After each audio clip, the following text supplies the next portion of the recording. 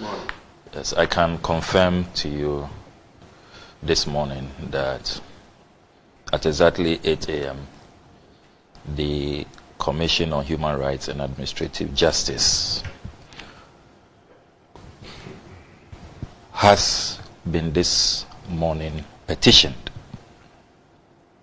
The petition borders on matters relating to the sale of hotels under SSNIT's investment portfolio to a sitting Minister of State, the Honorable Brian Achampong. By this petition, I am requesting CHRAJ to commence full-scale and impartial investigations into the sale and the prospective purchase by the Honorable Brian Achampong using his company, the Rock City Hotel Limited. Now, by way of background, on the 7th of February 2022, SSNIT strangely put out this notice with the caption, "Sourcing for Strategic Partners, International Competitive Tendering, Project Number GR/SNIT/CS/0001/2022. Request for expression of interest for investment in SSNIT-owned enterprises in Ghana." The notice stated in very clear terms that the hotels under SSNIT's investment portfolio, 60% shares were going to be divested, and the transaction features are as follows: opportunity to acquire, control, and set strategic direction, opportunity to partner with the largest non-bank financial institution in Ghana. The hotels listed in this notice are the Labadi Beach Hotel, La Palm Royal Beach Resort, Elmina Beach Resort, Ridge Royal Hotel, the Buzia Beach Resort, and the Trust Lodge Hotel. So six in all. So this was in 2022. After this notice, there were rumors that the whole procurement arrangement was being cooked for one person. But there was very scanty information, and it was difficult to proceed on those rumors. There were also considerable agitation from some of the hotels listed. If you take Labadi Hotel, for example, the Labadi Beach Hotel is one of the most profitable hotels under the SSNIT investment portfolio. In fact, in Ghana. In 2022, they paid dividend to government of 25 million Ghana cedis. And I have that report here. In 2021, they paid 10 million Ghana cedis dividend to government. The Ridge Royal Hotel is also doing very, very well. And indeed, I have a copy of their latest financial performance report. And it's a very healthy company financially. So one wonders why SSNIT, which many actuarial studies in recent times, including the ILO report, are raising concerns about its ability to even pay pensions, in the near future, why they will be divesting their stake in these very profitable hotels. So we have been digging and trying to get the needed documentation. what you may call the smoking gun, so that we can proceed on concrete basis and not just on rumors. Fortunately,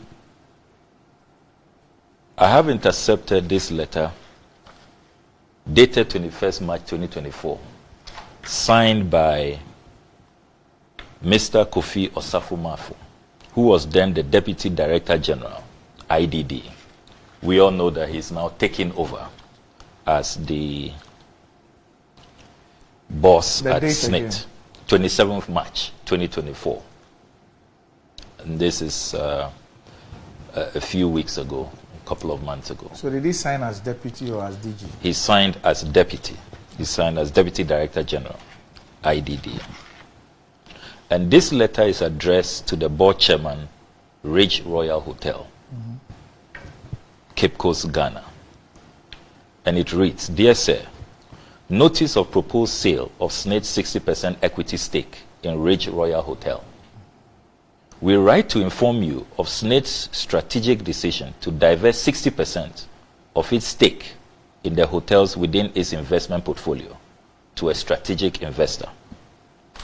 We are pleased to announce that we have identified a prospective buyer to acquire the portion of your stake in Ridge Royal Hotel. In accordance with the Shareholders Agreement dated 1st April 1999, which outlines transfer restrictions on shares as per clause 5.2. And you know, this letter to Ridge Royal became very crucial because SSNIT had proceeded to advertise. They were going to sell all the hotels, the 60% shares, treating all the hotels the same way, forgetting that they didn't have 100% control in Ridge Royal. There is a minority shareholder who has 4.9%. So this was brought to their attention by the minority shareholders. They protested. And so they had to now, despite what they had done, having advanced in the divesting of the 60% shares, they had to now walk back and respect the shareholders' agreement, albeit, belatedly and grudgingly. But let me proceed. So in accordance with the shareholders' agreement dated 1st April 1999, which outlines transfer restrictions on shares as per clause 5.2, SSNIT is extending an offer to the minority shareholders of Ridge Royal Hotel to exercise their first right to purchase our 60% equity stake within a 45-day window. Failure to act within this specified time frame will result in a waiver of such rights. Now, this 45-day window lapsed on the 12th of May. And my information is that the minority shareholders are protesting, the arm twisting, the disregard for due process, how they have been sidelined. And so they have asked their lawyers to protest. So they have refused to participate in this offer. Now, what this means is that technically, SSNIT will say that you have not taken up the first right. And so we are going ahead with our sale. Let me continue with this interesting letter. It says, per the provisions of clause 5.2, we provide the following details regarding the terms under consideration by the preferred bidder for the acquisition of SSNIT's 60% equity stake in Ridge Royal Hotel. This is where the very interesting revelation is made. So, Mr. Osafo-Maafo reveals in this letter that the prospective buyer is Rock City Hotel. The valuation of SSNIT's 60% stake in Ridge Royal Hotel is $8.4 million.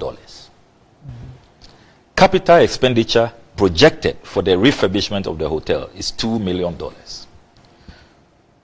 Anticipated completion of refurbishment within 12 months following the execution of all agreements. This communication serves to fulfill our obligation under the aforementioned clause of the Shareholders Agreement.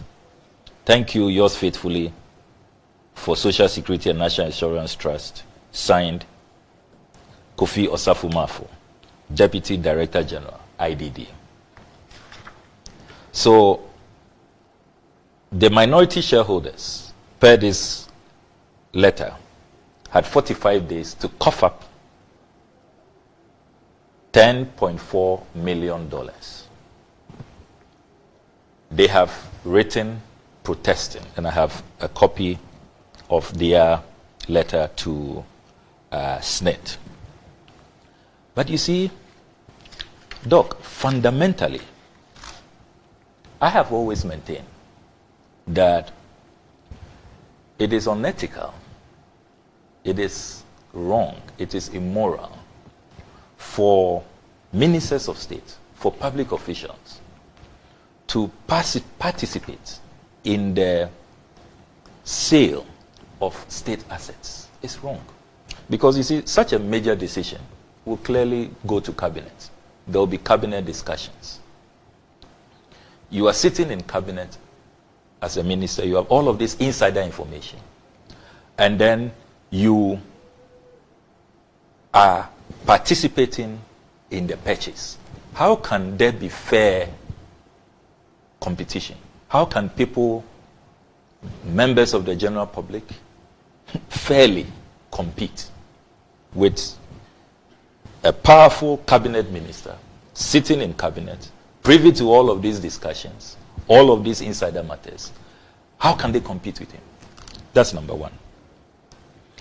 And let me stress, before I move to point two, that this is a position that you recall that I have held for many, many years.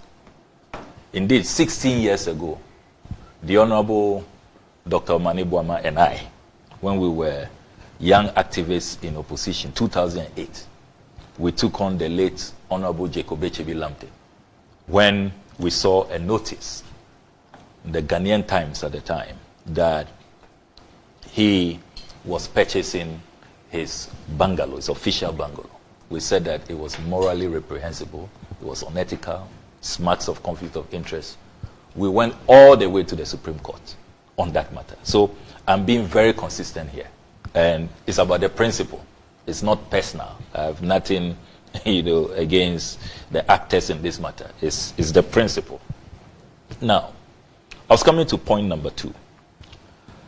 I have proceeded to look at the current status of Rock City Hotel, because somebody may argue that, oh, probably he has relinquished his interests or his control over Rock City Hotel Limited. I have obtained all incorporation documents on Rock City, copies of which I have here. And you will observe that Rock City Hotel incorporated in 2016. He is still the director, he is still the sole beneficial owner. Now, in anticipation of taking over controlling shares of these 6 SSNIT hotels, he has only a few weeks ago, April 10th this year, incorporated what is now known as the Rock City Group of companies, where he is also director and the sole beneficial owner. So unlike what the Honorable Kenoforiata, for example, did at Data Bank, relinquishing, backing off, the Honorable Brian Champon has not done that.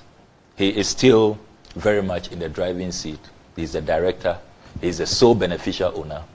He totally controls Rock City. So he is the one who is purchasing these 60% shares in these 6 hotels. The third point that ought to be emphasized is a constitutional matter. If you pay regard to Article 78 of our Constitution, Article 78 of the Constitution, 78(3), provides that a minister of state shall not hold any other office of profit or emolument, whether private or public, and whether directly or indirectly, unless otherwise permitted by the Speaker, acting on the recommendations of a committee of Parliament on the ground of A, that holding that office would not prejudice the work of a minister, and B, that no conflict of interest arises or would arise as a result of the minister holding that office. So Article 78.3 is very clear. When you come to Article 98.2 of our Constitution, so 78.3 deals with ministers, 98.2 deals with MPs. Article 98.2 also provides that a member of Parliament shall not hold any office of profit or emolument, whether private or public, and either directly or indirectly, unless permitted to do so by the Speaker, acting on the recommendations of a committee of Parliament on the grounds that A, holding that office would not prejudice the work of a member of Parliament, and B, no conflict of interest arises or would arise as a result of the member holding that office. So I have proceeded to carry out diligent checks. Under our standing orders, Order 224, it is the Committee on Office of Profit that is responsible. That is the committee that this Constitution is referring to. And under Standing Order 224, the procedure is outlined how an MP or a Minister of State applies to the committee, to the Speaker, and the response that should emanate from the Right Honourable Speaker. I have obtained the full list of all MPs and ministers who have applied and received approval from the Speaker. There are 47. And indeed, I have attached that list to the petition. The Honourable Brian Champong has never applied and does not have a certificate from the Speaker or permission from the Speaker to engage in office of profit, to hold an office of profit or emolument, and to be participating in these profitable transactions. So you consider shareholding and directorship as holding office of profit? Absolutely.